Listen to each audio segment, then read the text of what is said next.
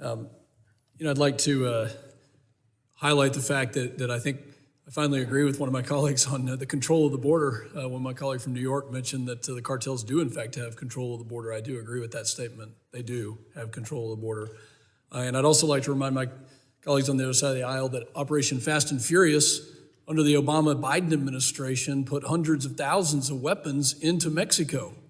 And two of those weapons actually were found at the crime scene where U.S. Border Patrol agent Brian Terry was murdered.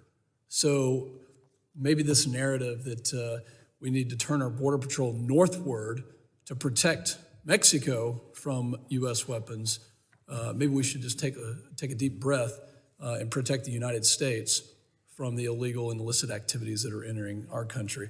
I'd like to focus your attention on this chart. On the bottom rung is the year 2020, and then it goes 21, 22, and 23. These are in pounds of drugs, illicit drug seizure by weight, every single year from 2020 in red to 2021 in gray, 2022 in blue. Mr. Urban, with your 25 plus years in DEA, why do we see a doubling, tripling of the amount of drug seizures here in the United States that are coming from Mexico? I mean, is this success here, or is this actually an indicator of failed policies? Well, I mean, I'm not going to comment on the policy aspect in terms of, it's obviously an indication of more drugs coming across the border and more seizures. That's the way I look at it. So to some degree, there is some success there if you're seizing the drugs. With the amount of drugs coming over and the amount of deaths associated with overdoses or murder for taking pills that are laced with fentanyl, that's not success. That's not success, I agree. So what are the policies that need to be implemented to prevent the hundreds of thousands of deaths?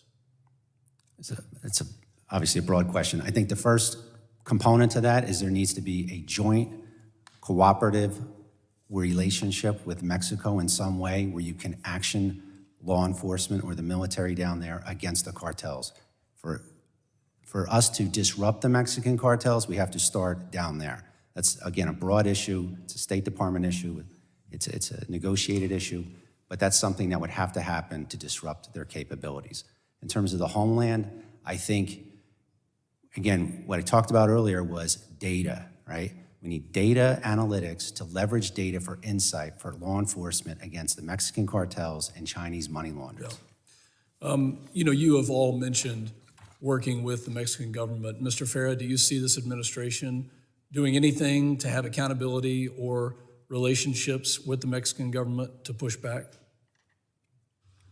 I think the relationship with, with Mexico as well as Colombia and many other countries is much more fraught than it was previously. I think we have fewer and fewer interlocutors that can be trusted that we can deal with. I think, as I talked about, the criminalized state structure emerging as different governments, I think the AMLO government in Mexico is certainly moving in this direction, have become more allied on a strategic level with cartels than with the United States and other groups, as I think Colombia will do under President Petro, and as we've seen in Venezuela, and we've seen in Nicaragua, that you're facing an outlook where you have fewer levers because we have over time allowed those relationships, and I'm not saying that, I think goes back a decade at least, those relationships to deteriorate, and we have not been successful in engaging in ongoing training because the units we train and work with are consistently dismantled by when different governments come in that are more allied with the criminal groups. So you have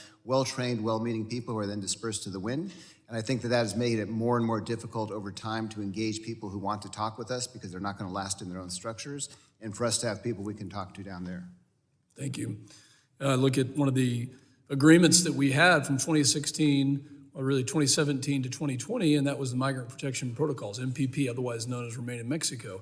And I can't help but draw a distinction between the numbers that we're seeing here in 2020 and a policy like that does limit the amount of malign activity that a cartel can do, that they can use people.